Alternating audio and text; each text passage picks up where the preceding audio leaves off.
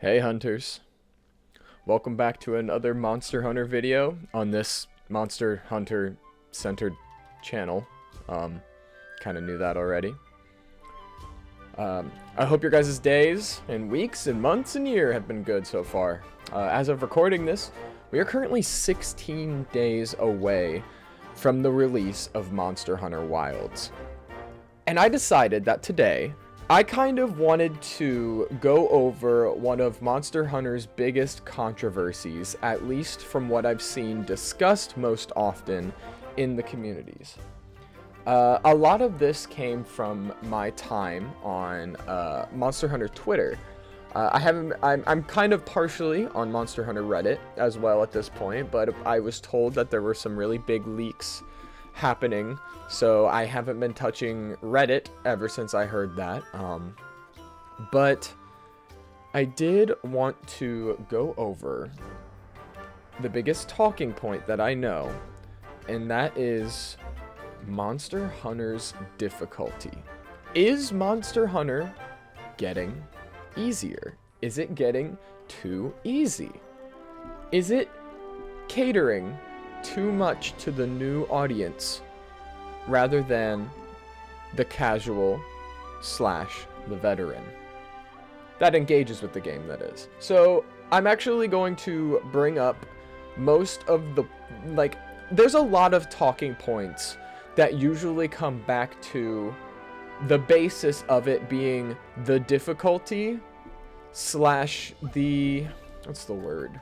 Like the friction of the game making itself inconvenient to you, which adds level of, in a way, difficulty to the game and to your experience. So I'm going to go over a few different points that most people will point to show that the games are getting easier, because most people will say that the games are getting easier. And then after I go through all of the points that are brought up in regards to that, I will be discussing what my point of view is on this subject and what I think more people should take into consideration. And I basically just want to share my perspective and how I really truly feel about all of this. So first of all, one of the first and most common things that is pointed to show that Monster Hunter getting easier is the mechanic of item restocking. For those of you who don't know, or if you just want a refresher, or I just feel like yapping in your ear about it so that way I have more things to talk about.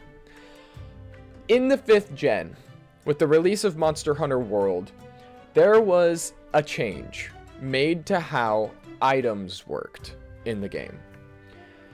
There was a mechanic added in to where whenever you entered any of your camps that were in any of the maps, like you post a quest and you go out on the quest and say you didn't switch out your item loadouts, or you didn't change this or that about what's currently in your item pouch, or maybe even you've already done all of that and you're running out of items. Like, the hunt is hard.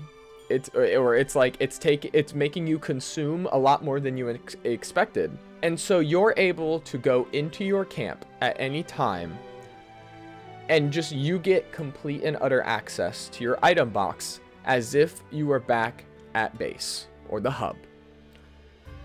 This was a complete change from old gen, basically pre-5th gen, where if you left onto a quest, you needed to make sure that you had all of your items set up. You needed to make sure that you had thoroughly managed it, you brought everything that you possibly could, and that you were basically prepared. It's commonly referred to as one of the levels of preparation that Monster Hunter required you to do before going out on a hunt. Otherwise, when you got out there, you were just thrown to the wolves. You would either A, take advantage of the things left in the supply box for you, and depending on your rank, and if it was a hub hunt or not, it would be a various selection of items, or you would gather items while you were out in the field, or gather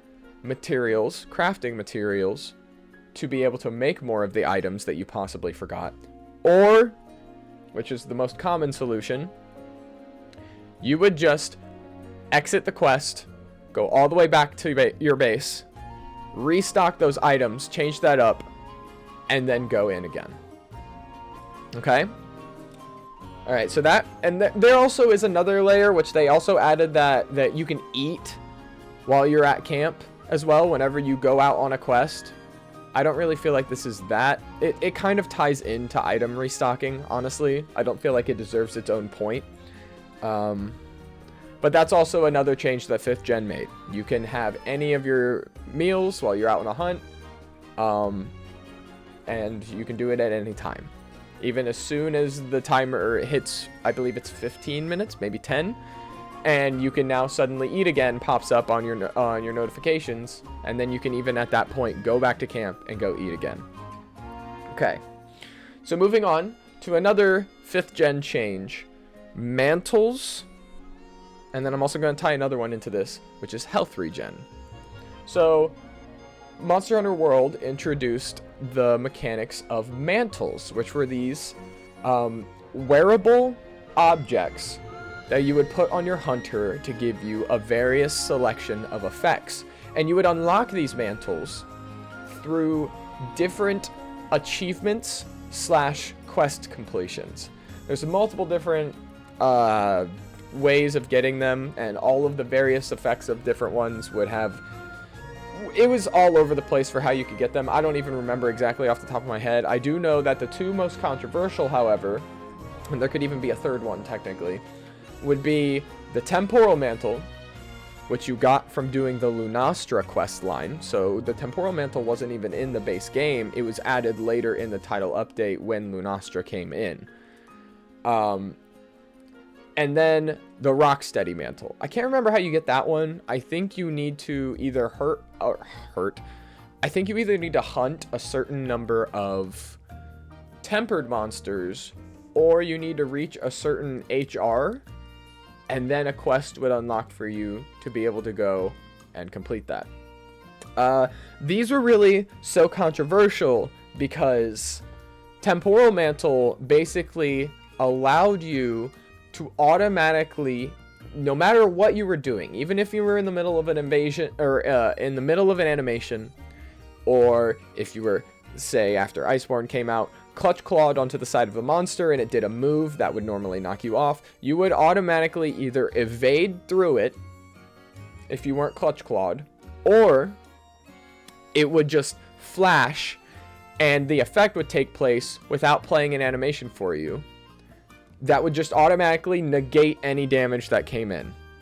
Now, with each instance of this happening on the Temporal Mantle, the durability for the mantle would go down. As in, that's how most mantles would work. They would work either until a certain action was performed. Like, for example, the Ghillie Mantle will last for, I believe it's like 120 seconds or something like that. I am probably wrong about that. I'm just trying to give a baseline level of knowledge for how it worked. And it would last until it either ran out or until you attacked. The Temporal Mantle would last basically throughout its timer, but it would also go down a chunk for each time that the effect was triggered. And then there was the Rocksteady Mantle, which basically gave you hyper armor, where you were immune to tremors, to roars, so it gave you earplugs too. You were immune to wind pressure, and also if any attack from a monster, regardless of what the attack was, hit you, you would not be knocked back whatsoever. You would have damage mitigation on it, however, you would still take damage, so it just turned you into a tank. And then a lot of the final monsters in Iceborne, especially the title updates, a lot of these had moves. A lot of these monsters would have moves that would chew through your mantles really, really quickly. So, like, For example, if you Clutch Claw onto Alatreon's horn, and then he starts doing anything with Thunder Element, it would flash, flash, flash, flash, flash, flash, flash, just like absolutely eat through your Temporal Mantle, basically using it all up in an instant and making it, you basically just wasted it, right? Another one is Fatalis. Whenever Fatalis would go from the standing up position and do his going down to all fours animation, that would knock you, even if you had the Temporal Mantle on, I believe it's only if you're Clutch Clawed, but if you were Clutch Clawed onto the monster, you would still get knocked down. It would flash, and I believe you wouldn't take damage, but you would still be knocked onto the ground, which really didn't make sense. I didn't normally use Rocksteady Mantle, especially going up against Fatalis at the end. So I don't remember if that was the case with Rocksteady. However, monsters like Alatreon and Fatalis, and then probably a couple others, would also have moves that had multiple instances of damage in them. So even if you Rocksteadied through something, you would just be sitting there taking damage, and if you had gotten hit normally without the Rocksteady, you would just be sent backwards and you would stop taking damage until you got up from off of the ground. But with the Rocksteady on, it's just you sitting there taking a constant stream of damage, which just murders you. It just murders you, chews through your health bar. Even with the damage mitigation, it doesn't matter. The problem was that you continued standing.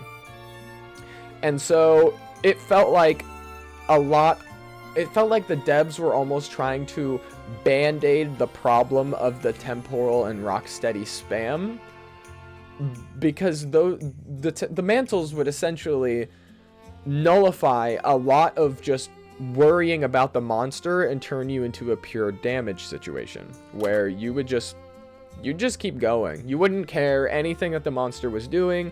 You could evade through it. You could tank through it. You could just continue attacking and doing whatever it is that you wanted to do. And it wasn't, and so they wanted to avoid you just ignoring the monster's attacks, essentially. Right? Okay, so that's how the mantles work. So another section was health regen. Health regen was something that was introduced in base world as an augment. So you would engage in the endgame loop of base world where you would collect stream stones, and these different stream stones could have varying rarities, and the more rare versions of those stream stones could be used to augment your armor to increase the upgrade limit, or you could use it to augment your weapons to give it a buff of some kind. I don't remember if there was multiple. Again, oh my god, base world was at this point over 7 years ago, which is crazy to think about. But one of those augments, there was things like attack boost, affinity boost, I believe even giving you bonus defense on it was an option and stuff, or sharpness boost. And then health regen is the one that I'm wanting to focus on here, because basically what it would do is that it would vary depending on your weapon and how fast your weapon hits, but every single hit that you landed on a monster would give you a small portion of your health back. So at some point, if you got hit by a monster, rather than sheathing your weapon, going around and healing with a potion or a maxi or whatever, you would just continue to attack the monster to get all of that health missing back.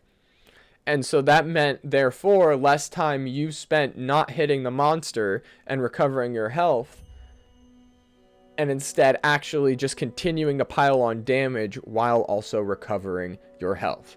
This also made it into the Iceborne expansion, where it was a lot more customizable and you were able to upgrade it even further, and it became almost a must-have.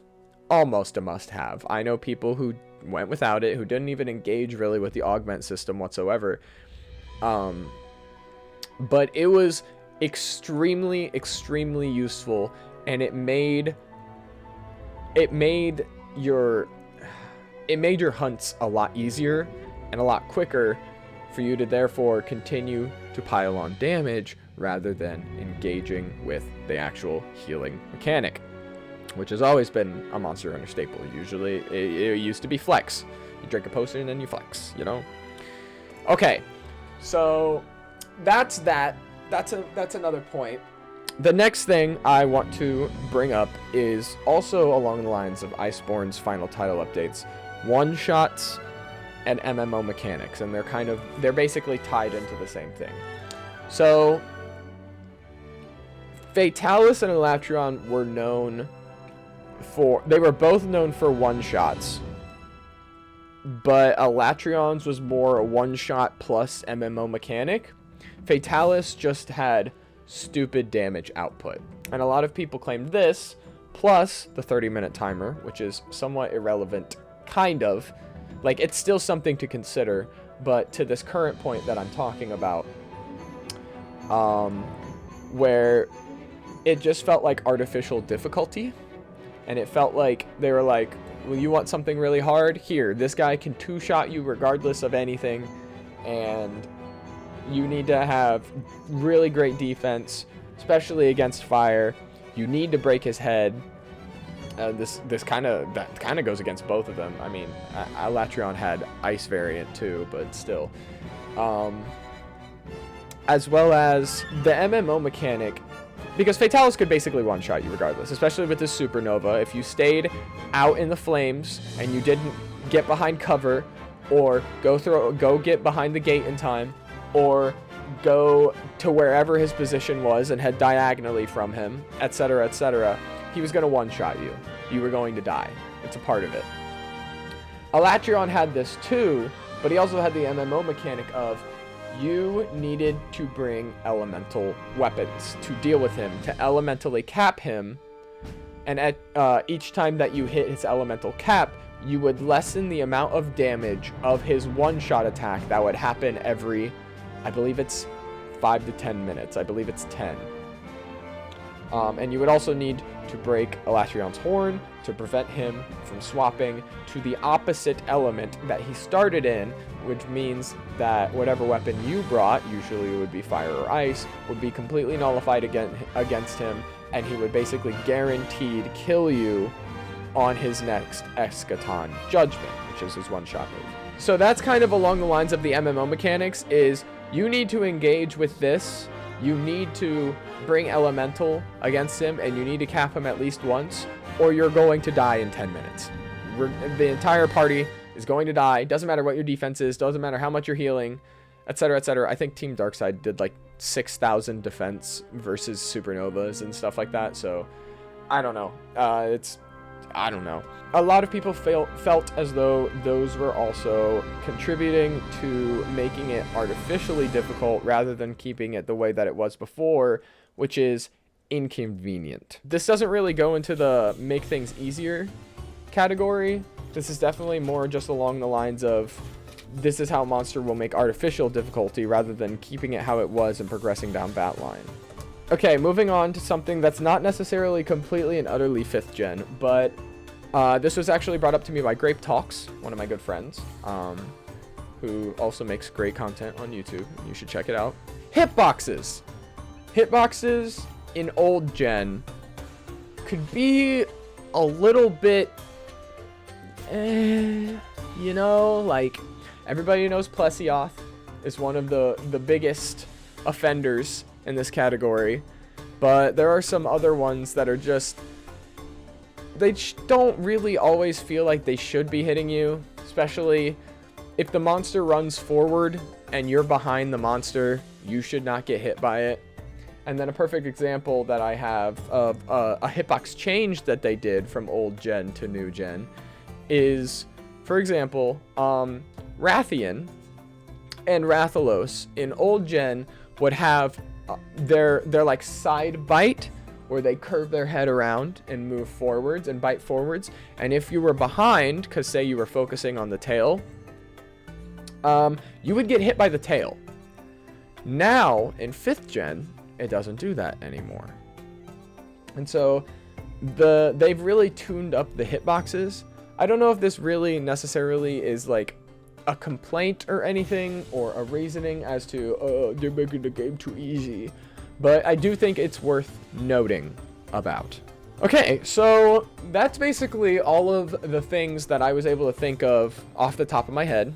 Here's my stance on all of this. And some of these things you're probably going to have heard, or some of my stances and reasons you're probably going to have heard from other people too. But first of all, I just want to say, we're experienced. I myself, as just a 5th fleeter, have been playing Monster Hunter as a series for over 7 years at this point. I started in 2018 when World dropped. This was the first time I had ever purchased my own Monster Hunter game. We've been playing these games for a really, really long time. Some of us, especially if we started with Monster Hunter 1, for over 20 years. And you can go on and on all the way down the line to wherever you started and realize you've been playing these games for years, man.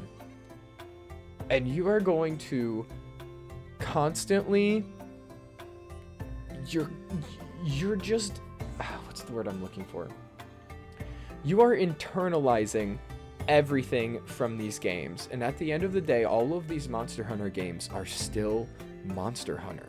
They all have things in common that you can take from any of the other games and use that to your advantage in any previous, or what's the opposite of previous?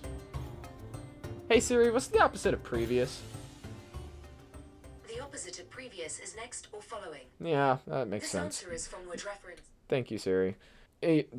Honestly, Red, cut that out. That was embarrassing. You can use it in any of the previous or following games, because they're all going to be Monster Hunter, and they will all have different coats of paint on them, and they will all have different skins on their bones, but it's still Monster Hunter. Varying forms, and sometimes they are all, well, not sometimes, they are all very different in many different ways, and they're all unique. But you're always going to know what a flying wyvern run into a fall animation is like. You're going to be able to recognize when the monsters get tired. You're going to be able to recognize when it's good to trap. What tails will probably be cuttable. Sometimes that it's better to capture than it is to slay. We're experienced. We've been playing these games so much, especially if you're somebody like me, and at this point, I have many, many, many hours in the games. I've played, like, ever since World, I've played World, I've played Iceborne, I've played Rise, I've played Sunbreak, I've played GU, I've played For You, and all of these games, you continue to learn and become more experienced with Monster Hunter as in total. And that will overall affect how challenging these games are for you, regardless. So that kind of leads me into many things. So I'm going to tell you something, and you're not going to like it, or at least a lot of you are not going to like it. But here's the thing. You do, in fact, control the buttons you press. You are the one who will select the difficulty of the game that you are playing. And I bring this up, a lot of this also is brought up because of Wilds feeling easier than any Monster Hunter game we've done so far. And I'd also like to preface? I believe it's preface. I'd like to preface that by saying, first of all, we don't know what low rank and high rank and the difference between them is going to be. I got my shit rocked by Arc-Tempered monsters Arc-Tempered Elder Dragons in base world. I just did. And more than likely than not, we are going to have an easier time with low and high rank of Wilds than we will with master rank of Wilds when the expansion comes out. However, I know that we are all worried about Rise, or at least an experience similar to how Rise was when it dropped. Rise was, unapologetically, and basically really easy. Base Rise was really easy when it came out. I feel like it's also because of COVID affecting it, and the list of reasons goes on and on, but I know we're scared of that. Back to my point, though, you choose, and I hope again, before you go into the comments and you type out how I'm wrong and stuff like that, I really do hope that you're continuing to listen to me about this and listen to my stances and why I say things. I know that Monster Hunter doesn't have a difficulty setting that you can choose, okay? It's just like how FromSoft games also don't have a difficulty setting that you can choose. But that is kind of where the beauty of how these games are made come in. Because you can engage or not engage with any of these mechanics. Well, I won't say any. Because, for example, the one-shots and the MMO mechanics for some of the final monsters, there's not going to be a way of getting around that. That's something that we will just have to deal with. But then again, that's not really something that makes the game easier. And it won't, but it doesn't necessarily completely force you to engage with any of the other mechanics that I've listed as well. There is not a single monster in existence that forces you to restock your items. There is not a single monster in existence that forces you to use mantles, at least the temporal or rocksteady mantle, or health regen. Okay? They even took thievery out of the game. Until, well, no, Rise Break. No! You don't even get your items stolen. You don't get your items stolen anymore. So you will always have your items. And before you bring up the argument of, well, the monster's like hitting me so much that I'm running out of items, bring crafting materials for more items. Bring crafting materials. And just make more. And then if you run out at that point, that's when you consider, maybe I should restock. Or maybe I shouldn't. Maybe I should restart and try again. The beauty of these games, going back to the previous thing I was talking about, is that you can craft what you want the game to be on these levels from your own hand. I personally have been replaying through World on my Charge Blade only save, and I have not been engaging with any item restocking, as well as I have not been engaging with using temporal or rocksteady mantle, and it's been really fun. I've had a perfectly fine time, maybe even a better time, because not only am I using a weapon that I was not nearly as comfortable with, like the longsword, which is how I've mostly played all other games. Other than 4U, I've also been using Charge Blade in 4U. But I've been personalizing the experience and setting these challenges on myself so that way I have a different time than I did when I was engaging with those mechanics. I don't want to restock anymore, because I want to take the things that I have in my pockets out there and make the most of them, rather than just every time I faint, I go back into the camp and I restock. Because I want that layer of difficulty in there. I would be okay with no item restocking. But since the game isn't going to do that for me, even though I've voiced that I would be okay without it, I'm going to implement that challenge upon myself because it's more entertaining and enjoyable for me that way. I am not going to use temporal or rocksteady mantle. And by the way, I have made it to, I just completed the Shara hunt in my Charge Blade save. For example of how far I've progressed. So I have not made it to Elatrion. I haven't made it to Furious George. I have not made it to Fatalis yet. So this is just how things are right now. But still, I am not engaging with these mechanics because I want to make my game more difficult for me. And that's kind of that's what Monster Hunter is about. Are you getting too comfortable with the game? Do you think it's getting too easy? Self-implement challenges. Make your own game harder for yourself. Because in a way, if you're saying, no, the game should do that for me, you're asking the game to continue to hold your hand in the way that you are hating that it's doing it for new people. It's doing it in the opposite direction. You're not asking the game to hold your hand and make things easier. You're asking the game to hold your hand and keep things difficult for you, or at least keep things in a way that you grew comfortable with the item restocking not being there, without being able to eat on hunts, without using a temporal or a rocksteady mantle that can let you just negate damage from things, or negate even damage animations from things. You're asking them to hold your hand and pull you in the opposite direction, when you need to realize we've been playing these games for a long enough time. We don't need our hand held to cross the street anymore.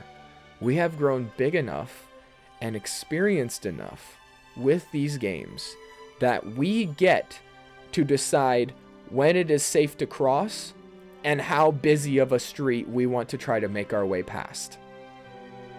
Meanwhile, the game is going to all of the new, younger players that are coming into these games and holding their hand and teaching them how to get comfortable with things so they can decide what their boundaries are and when they think it's going to be safe to cross, and when they want to decide how busy of a street they want to cross.